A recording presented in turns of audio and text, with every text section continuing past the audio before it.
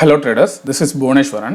இன்னைக்கு நிஃப்டி பார்த்தீங்க அப்படின்னா ஒரு அன்எக்ஸ்பெக்டட் மூவ்மெண்ட் தான். மார்க்கெட் ஓப்பன் ஆனதே ஒரு கேப் அப்பில் ஓப்பன் ஆனிச்சு. அதுக்கப்புறம் ஒரு அப்சைட் மூவ்மெண்ட்டு திரும்ப பார்த்தீங்கன்னா ரிவர்சல் ஆகி டவுன் சைடுக்கு வந்துச்சு. அதுக்கப்புறம் ஒரு அப்சைட் மூவ்மெண்ட்டு கொஞ்சம் கரெக்ஷனு, தென் ஒரு பிரேக் அவுட் கொடுத்ததுக்கப்புறம் பார்த்தீங்கன்னா மார்க்கெட் வந்து ஒரு நல்ல மூவ்மெண்ட்டு. ஸோ மார்க்கெட் இந்த அளவுக்கு மேலே போகும் அப்படிங்கிறது வந்து யாருமே எக்ஸ்பெக்ட் பண்ணியிருக்க மாட்டாங்க. ஸோ நேற்று நம்ம வீடியோட தம்ப்நெயிலே நான் என்ன போட்டுருவோம் அப்படின்னா, மார்க்கெட் வந்து இந்த 22,500 ரீச் பண்ணுமா, சரிங்களா, 22,500 நிஃப்டி தொடுமா அப்படிங்கிற மாதிரி தான் நான் தம்ப்நெயிலே போட்டிருப்பேன். ஏன்னா மேக்ஸிமம் 22,500 ரீச் பண்ணுறதுக்கான பாசிபிலிட்டிஸ் இருக்குது. ஸோ எதை பேஸ் பண்ணி சொன்னேன் அப்படின்னா, இந்த கேப்பை வந்து ஃபில் பண்ண ட்ரை பண்ணும். ஏன்னா மார்க்கெட் வந்து இந்த ரேஞ்செல்லாம் பிரேக் பண்ணிவிட்டு மேலே போயிடுச்சு அப்படிங்கிறப்போ கண்டிப்பாக மார்க்கெட் வந்து அப்சைடில் மூவ்மெண்ட் கொடுத்துச்சுன்னா இந்த கேப்பை எப்படி ஃபில் பண்ண ட்ரை பண்ணும். இந்த 22,500 ரீச் பண்ணுறதுக்கான வாய்ப்பு அதிகமாக இருக்குது அப்படிங்கிறதுனால தான் நான் அப்படி போட்டிருந்தேன். ஆனால் மார்க்கெட் பார்த்திங்கன்னா இதையும் தாண்டி ஒரு நல்ல மூவ்மெண்ட்டு அப்சைடில் நாளைக்கான மார்க்கெட்டுக்கு எதெல்லாம் நமக்கு இமிடியேட் சப்போர்ட் அண்ட் ரெசிஸ்டன்ஸாக இருக்கிறதுக்கான சான்சஸ் இருக்குது அப்படிங்கிறத பார்ப்போம். ஸோ இந்த பாயிண்ட்டை வந்து நோட் பண்ணுங்கள். நமக்கு எப்போ மார்க்கெட் நல்லா மூவ்மெண்ட் கொடுத்துச்சு அப்படின்னா இந்த பிரேக் அவுட் வந்ததுக்கு அப்புறம் தான், சரியா. மார்க்கெட் இங்கே வந்து ரெசிஸ்டன்ஸாக ஆக்ட் ஆகிருக்கு. அதுக்கப்புறம் மார்க்கெட் மேலே போனது இந்த பாயிண்ட்டு ரெசிஸ்டன்ஸு, திரும்ப கீழே இறங்கிட்டு மேலே போனப்போ இதுக்கிட்டையும் பார்த்தீங்க அப்படின்னா ஒரு சின்ன ப்ராஃபிட் புக்கிங் நடந்திருக்கு. அதுக்கப்புறம் பாருங்கள் ஒரு doji candle. So doji candle form ஆனாலே நமக்கு கிளியராக தெரியும் அந்த இடத்துல இன்டெசிஷன் மார்க்கெட், அதாவது எந்த பக்கம் மார்க்கெட் போக போகுதுன்னு ஒரு சரியான ஒரு ஐடியா இல்லை. அதுக்கப்புறம் பார்த்தீங்கன்னா ப்ரைஸ் நல்லா கீழே இறங்கியிருக்கு. தெரியுதா, இந்த விக் வந்து இவ்வளோ தூரம் ஃபார்ம் ஆகிருக்கு பாருங்கள். ப்ரைஸ் வந்து நல்லா கீழே இறங்கியிருக்கு. அதுக்கப்புறம் நல்லா மேலே போய் இதெல்லாம் தாண்டி பிரேக் அவுட் வச்சதுக்கப்புறம் தான், சரியா, இந்த எல்லா ரெசிஸ்டன்ஸையும் பார்த்தீங்கன்னா பிரேக் பண்ணி மார்க்கெட் பார்த்தீங்கன்னா ஒரு பிரேக் வச்சதுக்கு அப்புறம் தான் பார்த்தீங்கன்னா அதுக்கப்புறம் அப்சைட் மூவ்மெண்ட்டு. ஸோ இந்த இடத்துல என்ன ஆச்சு அப்படின்னா, எங்கேயுமே வந்து மார்க்கெட் ஒரு ரீடெஸ்ட் பண்ணாமலே மேலே சடனாக போயிடுச்சு. அப்போது மார்க்கெட் கீழே இறங்கினுச்சு அப்படின்னா எது சப்போர்ட்டாக இருக்கும் அப்படின்னா இந்த பாயிண்ட்டு, இந்த ரேஞ்சை வந்து நோட் பண்ணிக்கோங்க. அதாவது 22,450லேருந்து 22,470 இந்த ரேஞ்சை வந்து நோட் பண்ணிக்கோங்க. மார்க்கெட் இன்கேஸ் கீழே இறங்குனுச்சு அப்படின்னா இது வந்து சப்போர்ட்டாக இருக்கிறதுக்கான சான்சஸ் அப்படிங்கிறது இருக்குது. அதுக்கு முன்னாடியே மார்க்கெட் என்ன பண்ணலாம் அப்படின்னு பார்த்தீங்கன்னா 500 கிட்டே சப்போர்ட் எடுக்கிறதுக்கு சான்சஸும் இருக்குது. ஏன் அப்படின்னா நம்ம ஆல்ரெடி சொன்னோம் இல்லையா, இந்த 500 கிட்ட வந்து மார்க்கெட் வந்துச்சு அப்படின்னா ஒரு ரெசிஸ்டன்ஸாக இருக்கும் அப்படின்ட்டு. ஸோ இந்த 500ஐயும் பார்த்தீங்கன்னா நல்லா பிரேக் பண்ணிட்டு தான் மார்க்கெட் வந்து மேலே போணுச்சு. இன்கேஸ் மார்க்கெட் கீழே இறங்குறப்போ ஃபஸ்ட்டு இந்த 22,500 இருக்கு இல்லையா, ஸோ இந்த 22,500ங்கிறது வந்து இந்த கேண்டலோட லோ கிட்ட வருது. ஸோ இதையும் நீங்கள் வந்து மார்க் பண்ணிக்கோங்க, சரியா. ஜஸ்ட் ஒரு ஐடியாவுக்கு தான் சொல்கிறேன். இது வந்து பார்த்தீங்கன்னா ஃபஸ்ட்டு சப்போர்ட்டாக இருக்கும் 22,500. இதை பிரேக் பண்ணுது அப்படின்னா அதுக்கப்புறம் இந்த சப்போர்ட் 22,450லேருந்து 470, சரிங்களா. ஸோ நான் நார்மலாக சொன்னால் லாஜிக்கும் உங்களுக்கு சொல்லி தான் சொல்கிறேன் எதனால் வந்து இதெல்லாம் சப்போர்ட்டாக இருக்கும் அப்படின்னு சொல்லிட்டு. அதே போல் இந்த ட்ரெண்ட் லைன் இருக்குது பார்த்தீங்களா, இதையும் நீங்கள் என்ன பண்ணுறீங்க அப்படின்னா எக்ஸ்டெண்ட் பண்ணிக்கோங்க. ஏன்னா ஒரு சில நேரத்தில் நமக்கு என்ன ஆகும்னா இந்த இடத்துக்கிட்ட வரும்போது மார்க்கெட் பார்த்தீங்கன்னா இதை பிரேக் பண்ணுற மாதிரி விக்கு கீழே கூட வந்துட்டு இந்த லைனை டச் பண்ணிட்டு அதுக்கப்புறம் கூட சப்போர்ட் எடுக்கும் சம் கேசஸில், சரிங்களா. மார்க்கெட் இந்த அளவுக்கு இங்கே வந்துச்சு அப்படின்னா ஸோ இந்த ட்ரெண்ட் லைனையும் எக்ஸ்டெண்ட் பண்ணி வச்சுக்கோங்க. இந்த இடத்தையும் இந்த சப்போர்ட் ரேஞ்சையும் பார்த்தீங்கன்னா பிளாட் பண்ணிக்கோங்க.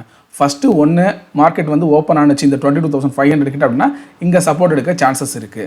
இல்லை இதையும் பிரேக் பண்ணி கீழே வருது அப்படின்னா நம்ம லாஜிக் படி ஆல்ரெடி இதெல்லாம் பார்த்தீங்கன்னா இங்கெல்லாம் ரெசிஸ்டன்ஸாக இருந்துச்சு. ஸோ திரும்ப மார்க்கெட் கீழே வரும்போது இது இனிமேல் சப்போர்ட்டாக இந்த ரேஞ்ச் வந்து ஆக்ட் ஆகும். ஸோ இங்கே சப்போர்ட் எடுக்கிறதுக்கான சான்சஸ் அப்படிங்கிறது வந்து இருக்குது, சரிங்களா.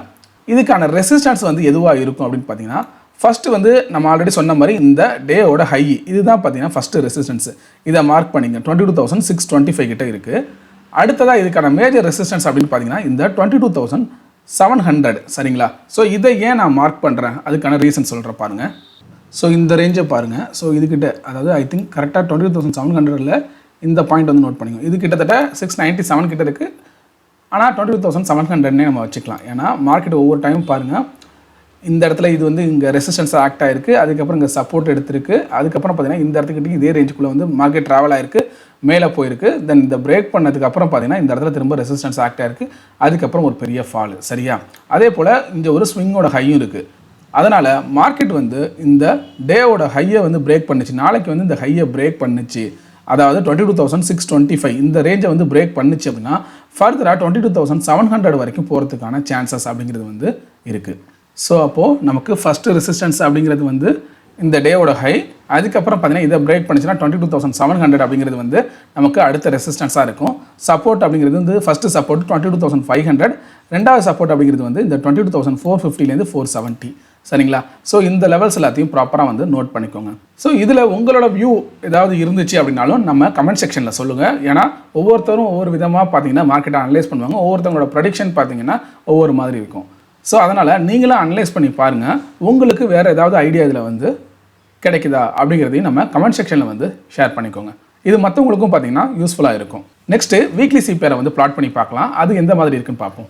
ஸோ நமக்கு வீக்லி சிபிஆர் வச்சு பார்க்குறப்போ நமக்கு R1 அப்படிங்கிறது பார்த்தீங்கன்னா இந்த இடத்துக்கிட்ட இருக்குது. அதாவது 22,450 கிட்டே இருக்குது. சரியா? இப்போ ஒவ்வொரு இதுக்கு முன்னாடி பார்த்தீங்க அப்படின்னா ஒவ்வொரு டைமும் இந்த R1 கிட்ட மார்க்கெட் வரும்போது இந்த இடத்துல இது வந்து ரெசிஸ்டன்ஸாக ஆக்ட் ஆகிருக்கு. அதுக்கப்புறம் இதை ஸ்ட்ராங்காக பிரேக் பண்ணி க்ளோசிங் நல்லா வச்சதுக்கப்புறம் தான் மார்க்கெட் மேலே போயிருக்கு. சரியா? அப்போது இன்கேஸ் மார்க்கெட் கீழே இறங்கினா கூட இந்த 22,450 நம்ம ஆல்ரெடி ட்ராப் பண்ண இந்த சப்போர்ட் ரேஞ்சு தான். சரிங்களா? இதுக்கிட்ட வந்ததும் சப்போர்ட் எடுக்கிறதுக்கான சான்சஸ் இருக்குது ஆஸ் பர் வீக்லி சிபிஆர். அதே போல் R2 அப்படிங்கிறது பார்த்தீங்கன்னா எதுக்கிட்ட இருக்குன்னா 22,760 கிட்டே இருக்குது. இது வந்து பார்த்திங்கன்னா ரொம்ப ரேஞ்ச் அதிகமாக தான் இருக்குது. சரிங்களா? ஸோ ஃபஸ்ட்டு நமக்கு இந்த லெவல்ஸ் எல்லாம் பிரேக் பண்ணோம், அதுக்கப்புறம் தான் இதுக்கிட்ட போகும். ஸோ இப்போ நம்ம கொடுத்த இந்த 4 லெவல்ஸை மட்டும் நீங்கள் மார்க் பண்ணிக்கோங்க. நெக்ஸ்ட்டு நம்ம Bank-Nifty பற்றி பார்க்கலாம். ஸோ Bank-Niftyலையும் பார்த்தீங்கன்னா இன்றைக்கி மார்க்கெட் ஓப்பன் ஆனது நல்ல ஒரு கேப் டவுன் தான். இது வந்து எக்ஸ்பெக்ட் பண்ணவே இல்லை. Bank-Nifty வந்து இவ்வளவு தூரம் கேப் டவுனில் வந்து ஓப்பன் ஆகும் அப்படின்னு யாருமே எக்ஸ்பெக்ட் பண்ணல. பட் ஆனால் சடனாக பார்த்தீங்க அப்படின்னா நல்ல ஒரு சப்போர்ட் எடுத்துருந்துச்சு Bank-Nifty அப்படிங்கிறது. ஸோ இந்த இடத்த பாருங்கள், அதாவது இந்த 48,300. ஸோ இந்த ரேஞ்ச் பார்த்தீங்கன்னா இதுக்கு முன்னாடி ரெசிஸ்டன்ஸ் இங்கே வந்து ரெசிஸ்டன்ஸ் ஆக்ட் ஆனிச்சு. அதுக்கப்புறம் மார்க்கெட் வந்து இன்றைக்கே பார்த்தீங்கன்னா மேலே போகும்போது ஃபஸ்ட்டு ரெசிஸ்டன்ஸ் இது திரும்ப மார்க்கெட் டவுன் ஆகிட்டு அதுக்கப்புறம் திரும்ப மேலே போனப்போ இது வந்து ரெசிஸ்டன்ஸ் ஆக்ட் ஆகிருக்கு. அதுக்கப்புறம் இதை வந்து நல்லா பிரேக் பண்ணதுக்கப்புறம் பார்த்தீங்கன்னா ரீடெஸ்ட் பண்ணிட்டு மார்க்கெட் வந்து ஒரு நல்ல அப்சைட் மூவ்மெண்ட் அப்படிங்கிறது வந்து கொடுத்துருக்கு. மார்க்கெட் வந்து கீழே வந்துச்சு அப்படின்னா கண்டிப்பாக இதுக்கான சப்போர்ட்டாக இது வந்து ஆக்ட் ஆகும். ஏன்னா இதுக்கு முன்னாடி இங்கெல்லாம் ஒவ்வொரு டைமும் வந்து நமக்கு ரெசிஸ்டன்ஸ் ஆக்ட் ஆனிச்சு. அதில் மார்க்கெட் வந்து ரிவர்ஸ் ஆனிச்சு அப்படின்னா இதுக்கான ஃபஸ்ட்டு சப்போர்ட் அப்படிங்கிறது வந்து 48,300. இது வந்து ஃபஸ்ட்டு சப்போர்ட்டாக இருக்கும். சரி, ரெண்டாவது சப்போர்ட் எதுவாக இருக்கும் அப்படின்னு பார்த்தீங்கன்னா இந்த ரேஞ்ச், இதை வந்து மார்க் பண்ணிக்கோங்க. இந்த 48,130. ஏன்னா மார்க்கெட் இந்த இடத்துல பாருங்கள், இந்த 48,130 கிட்ட ஓப்பன் ஆனிச்சு. அதுக்கப்புறம் ஒரு சின்ன செல்லிங் ப்ரெஷரு. அதுக்கப்புறம் பார்த்தீங்கன்னா இதை பிரேக் பண்ணி மேலே போனதுக்கப்புறம் இதுக்கு கீழேயே மார்க்கெட் வரவே இல்லை. இங்கேயே தான் பார்த்தீங்கன்னா ஃபுல்லாக ட்ராவல் ஆகிட்டே இருந்துச்சு. சரியா? ஆனால் அதுக்கப்புறம் ஒரு கேப் டவுனில் தான் ஓப்பன் ஆனதுக்கப்புறம் தான் வந்து இதையும் பிரேக் பண்ணிட்டு போயிட்டு இங்கே ஒவ்வொரு டைமும் பாருங்கள் ப்ராப்பராக சப்போர்ட் எடுத்திருக்கு. அதுக்கப்புறம் மார்க்கெட் வந்து மேலே போயிருக்கு. சரியா? அப்போது நமக்கு இந்த 48,300 அப்படிங்கிறது வந்து பிரேக் ஆனிச்சு. இது வந்து ஃபஸ்ட்டு சப்போர்ட்டு. இது பிரேக் ஆனிச்சு அப்படின்னா ஃபர்தராக 48,130ங்கிறது வந்து நமக்கு ரெண்டாவது சப்போர்ட்டாக ஆக்ட் ஆகிறதுக்கான சான்சஸ் அதிகமாக இருக்குது. அதே போல் நம்ம ரெசிஸ்டன்ஸ் பார்த்தோம் அப்படின்னா மேலே நம்ம ஆல்ரெடி இந்த கேப் வந்து நமக்கு இப்போ ஃபில் ஆகிடுச்சு. சரிங்களா? அந்த கேப்பை ஃபில் பண்ணி மார்க்கெட் வந்து கொஞ்சம் மேலேயும் போயிடுச்சு.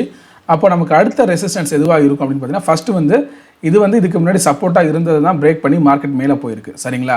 ஸோ ஃபஸ்ட்டு நமக்கு என்ன ஆகணும், இந்த டேவோட ஹை இந்த க்ளோசிங் இருக்குது இல்லையா 48,600 கூட வச்சுக்கலாம். சரிங்களா?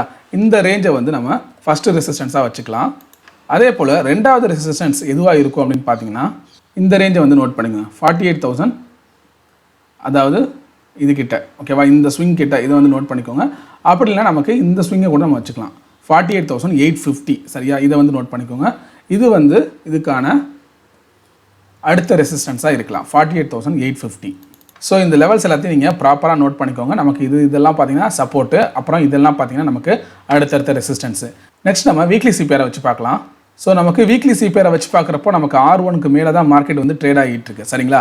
இன்கேஸ் மார்க்கெட் கீழே இறங்கினா கூட நமக்கு R1ங்கிறது வந்து 360 கிட்டே இருக்குது. ஸோ இந்த 360 48,360 இதையும் நீங்கள் வந்து நோட் பண்ணிக்கோங்க. நம்மளோட சப்போர்ட் அப்படிங்கிறது வந்து 48,300 சொல்லியிருந்தோம். ஸோ இந்த 300லேருந்து 360. சரியா? இதை வந்து ரேஞ்சாக கூட நீங்கள் மார்க் பண்ணிக்கோங்க. மார்க்கெட் கீழே வந்துச்சு அப்படின்னா இதில் வந்து சப்போர்ட் எடுக்கிறதுக்கான சான்சஸ் இருக்குது. நல்லா புரிஞ்சுக்கணும் நீங்கள் ஒரு விஷயம். மார்க்கெட் வந்து கேப் அப்பில் ஓப்பன் ஆனிச்சு, கேப் டவுனில் ஓப்பன் ஆனிச்சு அப்படின்னா இந்த சப்போர்ட் ரெசிஸ்டன்ஸ்லாம் வந்து நமக்கு கொஞ்சம் மாறதுக்கான சான்சஸ் இருக்குது. ஏன்னா இன்றைக்கே பார்த்தீங்க அப்படின்னா நல்ல மார்க்கெட் வந்து ஒரு கேப் டவுனில் ஓப்பன் ஆனதுனால தான் நம்ம எஸ்டர்டே பார்த்த ஒரு சில சப்போர்ட் அண்ட் ரெசிஸ்டன்ஸ் ப்ராப்பராக ஒர்க் ஆகலை. ஆனால் ரெசிஸ்டன்ஸ் பார்த்தீங்கன்னா இந்த இடம் நம்ம 48,000 இந்த 300 இருக்கு இல்லையா, இதை வந்து ஒரு ரெசிஸ்டன்ஸ்னு சொல்லியிருந்தோம்.